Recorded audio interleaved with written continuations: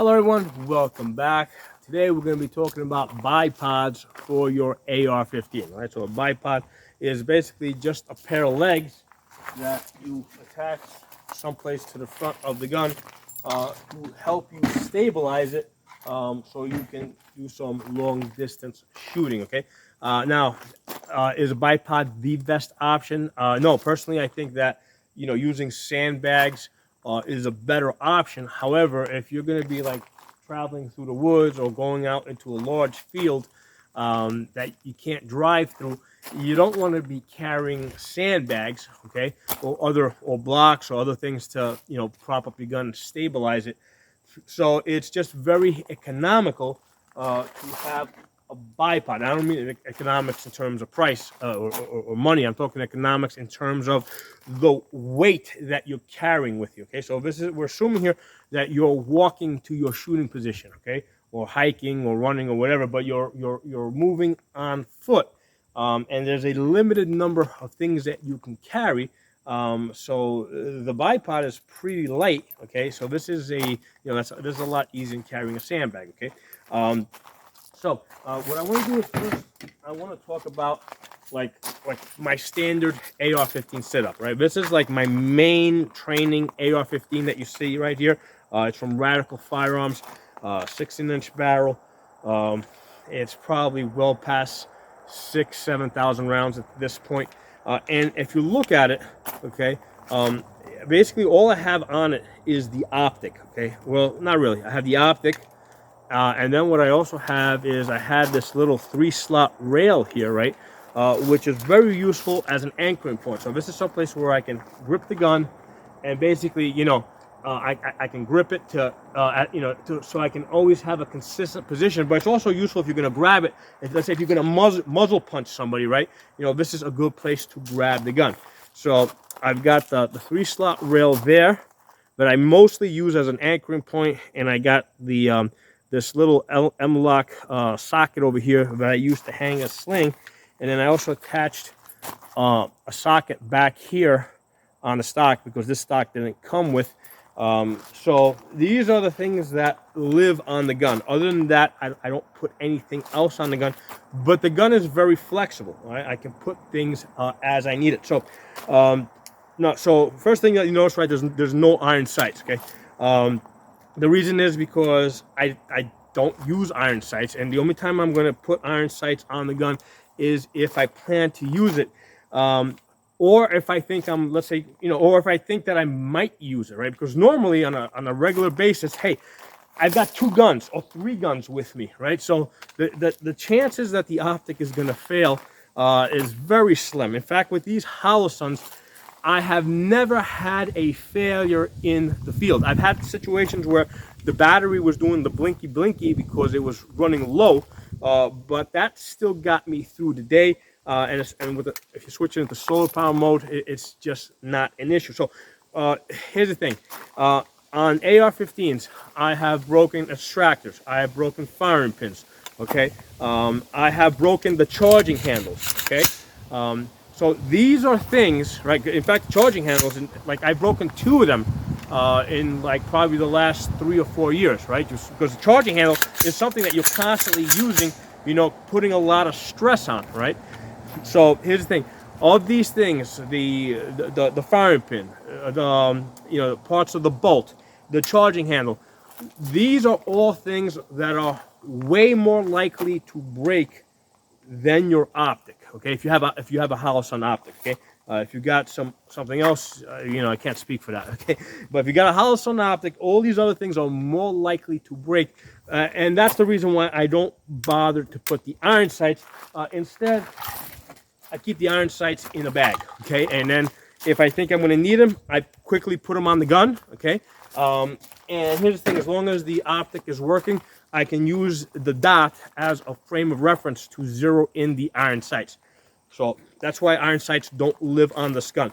So next thing, as far as a light, okay, I got different lights. I got rifle lights that I can attach to the side, all right? But normally I don't use a rifle light. I find it a lot more economical in terms of efficient, or more efficient, not economical, more efficient, right?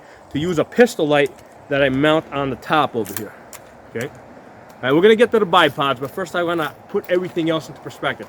So when I'm looking through my optic, you know, basically that looks like an A1 post over here, right? So I can see over it, I can use that light.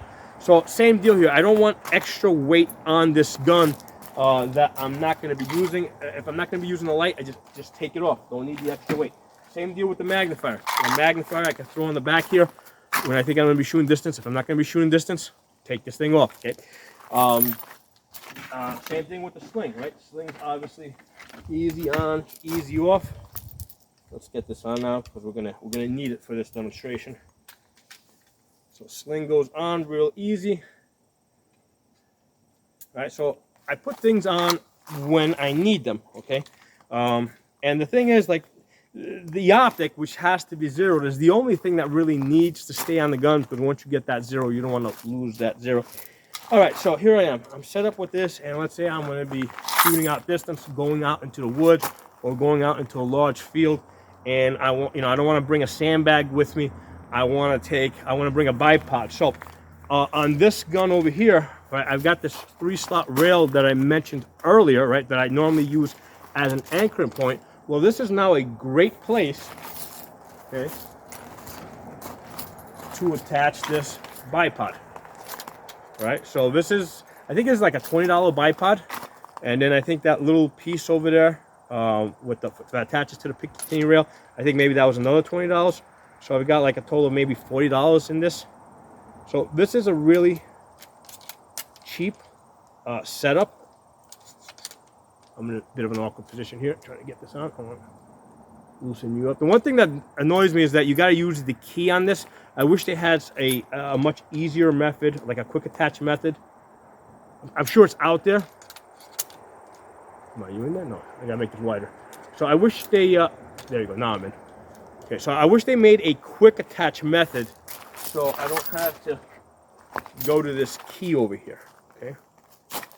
Right, so I've got to tighten that up. Fine. So now, right, if I'm going to be walking through the woods, fold that up like that. All right. So now, because here's the thing: if you had this in the front of your body, basically this, you know, it tires your back out. I'm just going to take this and sling this over my back like this. Okay. So, this is really easy, you know, cheap, simple. The thing I don't like about this is those legs where they are in that position over there, especially if you're wearing like a t-shirt like this, they you know, as you're moving around, they can dig into your body. I'm not feeling it right now as I'm standing here, but I'm sure if I start doing stuff, I might start to feel them a little bit. So this is like, you know, I mean, it doesn't stick a whole lot out, but it you know, one of the things that is a bit of a pain in the ass, if you hit something, these things are just gonna pop open like that because these are spring loaded. So this can be a little bit annoying. I don't love the fact that it hangs underneath over here so much, right? Because it's just a lot of bulk, a lot of weight, and as this is slung over your back like this, if you hit something, right? Let's say you hit your elbow or something. See if I can get the hit. There you go.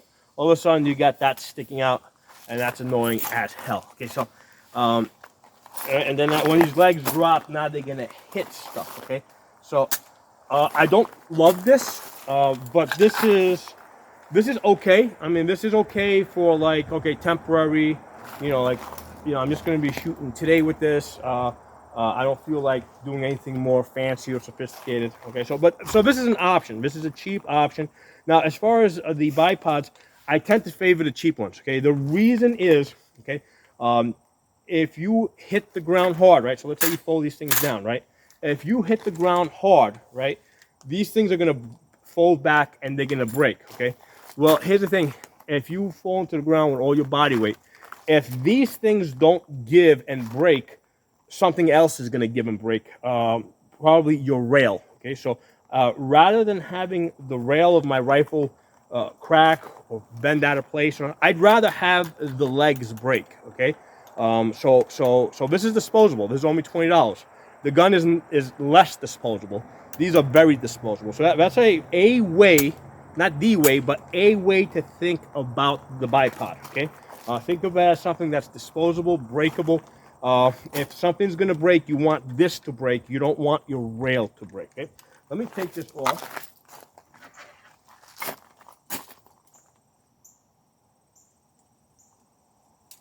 And we're going to talk about some other options now.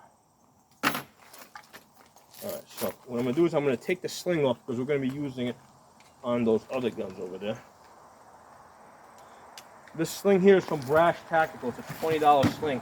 I really like it. I like the fast loop because it's truly a fast loop, and it also kind of locks into positions. Because I've had some fast loops where when you set them, they don't stay in position, or when you try to move it, they're really hard to move. This is kind of like a perfect balance where it moves quickly, but then it stays where you want it to stay. Okay? So let's get this out of the way. Okay? And I'm going to talk to you about this setup over here, right? So what I got here is a rifle with the variable 1:8 scope over here. This one's so this is a Palmetto with a primary arms 1:8 ACSS, and this one has a bipod that I've come to really like. Both of these rifles over here are going to have it. The name of this bipod is X-Aegis. You can see it right there, X-Aegis. That's the spelling. I got this from Amazon. Let's get you in focus. I got that from Amazon. I think it's something like $35. Okay. Now I did see others. The thing I like about this is first of all, this attaches to the M-lock, right? It doesn't hang underneath over here, and this base over here doesn't hang low. Because there was another one that I bought last week that I pretty much I didn't realize when I bought it that it was hanging a lot lower, and I pretty much returned it like the very next day. Okay, so this X-Aegis, it mounts on the sides and it hangs low and out of the way. It's not spring loaded, which I like better because these springs here are actually very annoying because sometimes they're spring loaded, so if you just hit these, they're just gonna pop out on you, and a lot of times they'll pop out when I don't want them to pop out. So I really don't like these that much, but I do use them, but I'm aware that, hey, I don't want to be using these in a situation where they're gonna get hit and they're gonna do that. Okay, these over here from X-Aegis I do like because there's a button that you press here, you push it in, roll it down, and there's position there. Like if you want to push into something, you can fold them forward like that. Like if you want to basically extend these out, and they have these little knobs here that you lock them in place. Now you gotta be careful with these knobs because these things will vibrate loose and then you'll lose these, okay? Because these will basically vibrate loose and completely unscrew, and then you're just gonna lose that. It'll still work, but you just won't be able to lock them. I mean, there's a clamp here. You'll be able to lock them in place with the clamp, but then you won't be able to really scratch. So with these pointed forward, right, you can kind of push into something, right? I'll do it on this side so you can see. You can do it on this side. Let me see where the camera's pointing so you can see what view you guys got. All right, on either side you guys see. So you can like push into a rock, right, to stabilize, right? Or you can fold them in the middle position, like that, which now they're gonna, you can lay prone in the grass, and that's how you would normally shoot it. Or you can fold them back, and they'll lock in that position. So now you can actually pull back against a rock or something, right? So if you're shooting off like a ledge or something, you can pull back, anchor the gun that way. So now these, when you close them, loosen that up, fold them up like that, and they got like little 1, 2, 3, 4 positions over here. It will fold up like that. And again, the biggest thing with this is making sure that you keep this tightened because these are going to fall out if they loosen up. So with this, you can fold it back like that, or you can fold it forward. Okay, that, right? There's these little notches here where it catches. Now, I always want to fold it forward, okay, so that when I sling it over my back, these things aren't digging into my back. All right, so let me get the sling on this. So again, this is for a situation where you're going to be walking into a field or on the mountainside or through the woods, where you want to be using, where you want to, you want to stabilize the gun while you're shooting. but you don't want to be carrying sandbags with you. Okay, so that'll hang like this, and now I can sling this over my back, and you can see how the legs stick up over, right? And if I need to adjust it, that's the nice thing about the fast loop. You can tighten it from here, loosen it up from here. So a fast loop is like an absolute must. And like I said, this one's like 20 bucks. I've had it for more than a year now. You can see the tag's getting a little bit worn. I've got lots of them. This is the one I keep going back to, right? I got a whole wall full of rifle slings. This is the one I keep picking out. So you can see it. Let me tell you guys one thing though over here. So normally, right, if you look at the QD point over here, normally I like to attach all the way out to the end over here, right, and all the way in the back here, so that when I sling it over my back, the rifle is basically controlled from the two furthest positions. Okay, because of the bipod, let this out some more. Because of the bipod, right, I had to bring this back just a little bit, so that, because the bipod needs to go towards the front. Now, I had tried bringing the bipod further back, but the problem is when you try to, like, basically if you fold this back, it's going to hit that. So I did try a couple of different variations, and it just, this I have found to be the most successful way. Now, a lot of these rifles, they have a QD point back over here, so I can just take this out, stick it in over here, basically in front of the receiver, shorten this up a lot. But what I find, this kind of works, but when you stick this over your back, basically now there's a lot of stuff. See how the rifle wants to move a lot and roll down. So you want to try and push this up as far as possible. All right, so you got to rotate it, make sure it locks. So that's a good situation right there, right? So it's just a little further back so it doesn't interfere with the bipod, but it's still far enough at the end so that this rifle is not going to be banging all over the place. The legs of the bipod are not sticking into my back.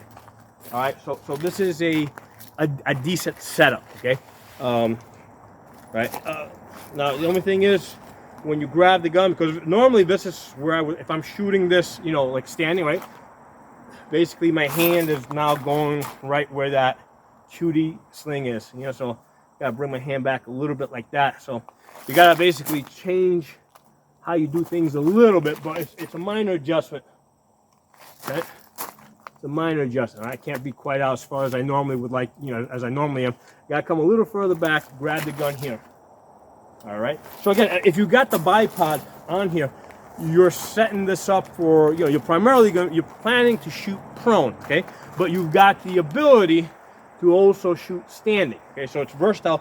But this setup obviously favors the prone shooting position or bench shooting position, because first of all, you got all this extra weight on the front of the gun, okay? All this extra weight makes the gun front heavy. It's awkward, when you put a bipod on the gun, you're setting up for a specific purpose. And the nice thing about these M-locks is they come on and off. Like, I just put these on right before I took this video. Like the last time I was out in the field shooting, I put them on. When I got back here, I took them off. So I put them on and take them off as quickly as fast as I need. So normally this rifle does not have the bipod on. This is more of a recce kind of setup, right? What people call a recce setup. Now, one of the things you got to be aware of when you attach it, the screws of the bipod, right? They're gonna come close to the gas block over here, and they may actually touch it. So that's a simple fix. You just take a Dremel and you just slowly Dremel down. You basically shorten the length of your screws a little bit. Make sure they're not touching the gas block or your barrel, because when you fire the gun, the barrel wants to flex, all right? And that normally flexes, so you don't want the screws interfering with that. And it's going to scratch the shit out of your barrel too. So you got to file down the screws a little bit. Well, don't file them, use a Dremel because it's faster.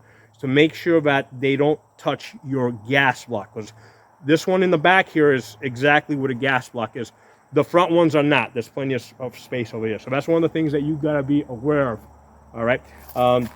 And just to show you how quickly this thing comes off, screws.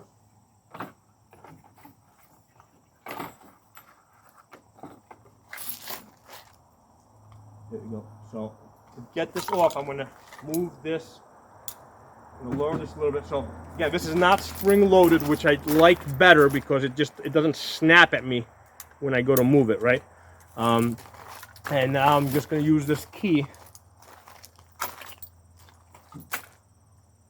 and I'm going to remove this.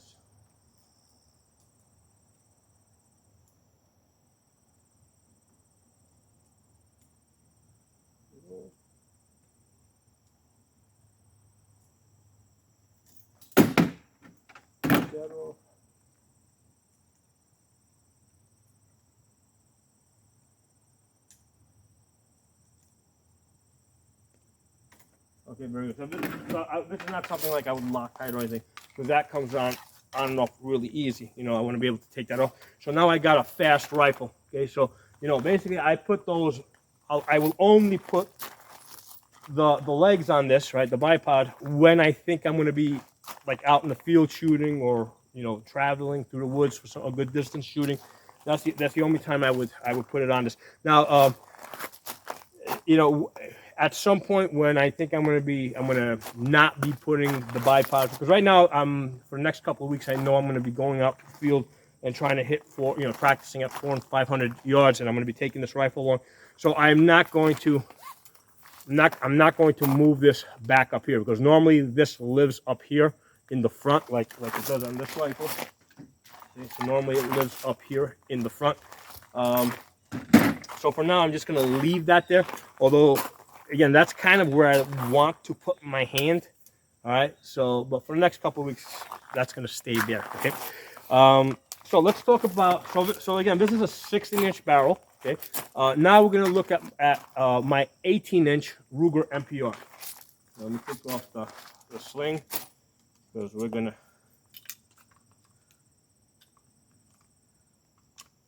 use it on that one now. Okay, so this is my Ruger Mpr. This has an 18-inch barrel. This is probably my most accurate rifle. I think I've hit like 0.75 at inches, a 0.75 group at 100 yards, right? So it's a 0.75 MOA. So on this gun, right, this is like a dedicated distance shooter. The bipod lives on this. Okay, so whereas on the other gun, I only put it on when I think I'm going to be shooting long distance. This gun, I'm almost always shooting long distance, so the bipod lives on there. So the nice thing here is this is an 18-inch barrel. So if you compare it to this one over here, which is 16 inches, okay, that the positioning of the sling, because I got the extra length on the, because of the extra length, I can mount my bipod over there, attach my sling right behind it. Okay, and now when I grab this in my natural position, I want to grab this right behind it.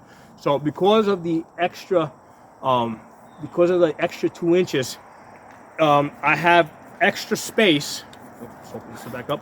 I've got extra space for the bipod, for the sling, and my hand, right? Because your hand is something that you got to factor into this. Where's your hand gonna go if you're shooting this, offhanded, right? So this works really good for me. Okay.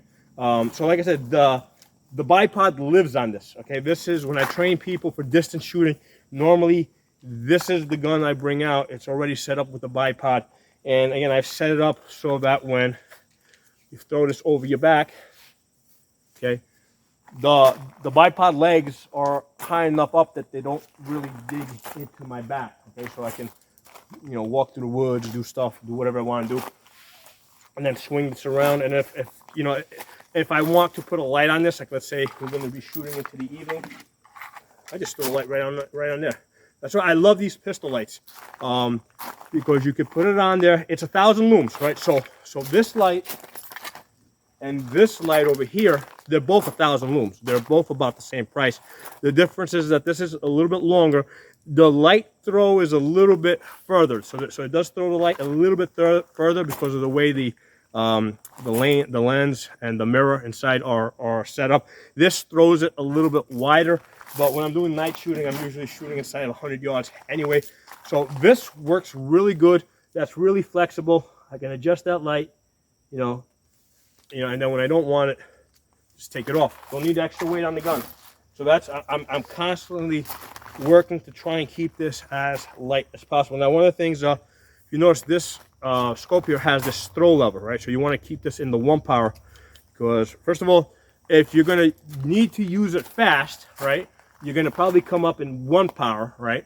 And then when you get into position, set up your bipod, then you're going to zoom out to your magnet, to more magnification. But you want to remember to zoom back to 1 power, because for one thing, you can see that throw lever on this side now wants to dig into my body, okay?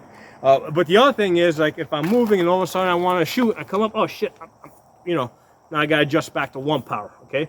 So, basically you always want to keep this in 1 power.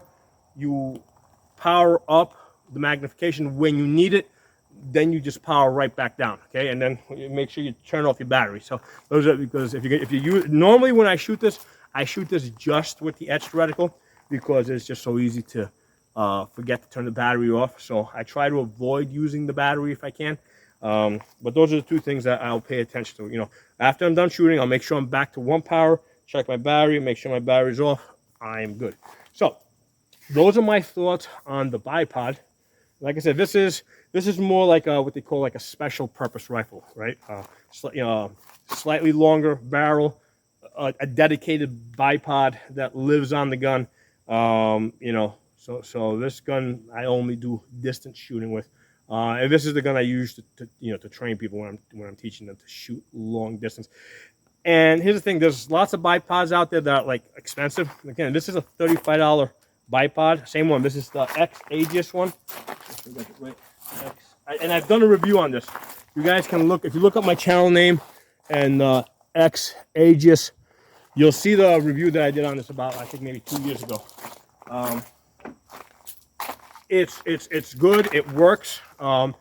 It's not like indestructible by any means. In fact, it is very destructible. Okay, if you got the legs down and you fall on the ground, this is gonna break. But hey, I would much rather have the legs break off of this than damage my rail. Okay, so that's how I think of that. Okay, so I mean, basically, almost all bipods, if you fall on them, they're gonna break, unless or they'll break your rail. The only ones that I have that don't break are like the ones that they put like on M60 machine guns, right? That have like a head where the legs are made out of like a thick bar that attaches directly to the thick barrel, right? Clamps onto the barrel. Like, those are the only ones that don't break. Almost all other bipods, if you fall on them, they're gonna break. Okay, so I'd rather have the bipod break than have my do some damage to the rail. So those are my thoughts on that. So tell me what you guys think. If you've got some other bipods that you prefer or you want me to check out, drop in the comments below, because I'm always, like, this is always something I'm kind of looking for. I'm always checking Amazon. I'm always checking, like, all these different suppliers to see what's new, what they're coming out with. I mean, there's definitely a couple things that I would prefer to see improved, like these little twisty things over here. Again, like I said, if you forget to these screws over here vibrate loose, and if you're not following those and keeping up on those, you're gonna lose those. So same thing like with this one over here. I don't like the way the screw attaches. I would prefer that they had a method of attaching this that did not require me to have an Allen key with me all the time in order to attach this. Okay? Same deal with this one, right? Even with these over here from X Aegis, I wish there was a quick, I mean, I like the fact that it attaches to the M-lock rails on the side, but I wish there was a quicker method, right, with a latch, where you could quickly attach it to the M-lock rails and then quickly take it off without having to use an Allen key. So that's someplace where I would really like to see some improvement. I like the idea.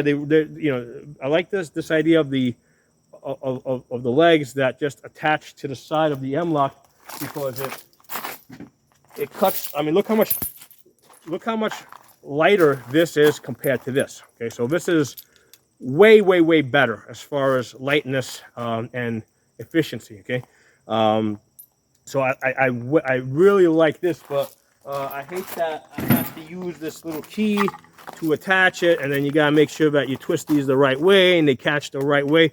I hate that. I wish I could just put these into the M-LOK rail, hit a lever, and they're attached. So that's my wish list right there. So thanks for watching. I'll talk to you guys soon. Drop some comments below. Make sure you follow me on all my channels because they back each other up in case one gets shut down or suspended or whatever. On YouTube. On YouTube, I got Pocono Shooting, Absolute Gun Rights, and the original Safa channel, which goes back to 2006. And then on the uncensored platforms, on Odyssey, I'm Pocono Tactical, on BitChute, I'm also Pocono Tactical, and on Rumble, I'm Pocono Guns. I'll talk to you all soon.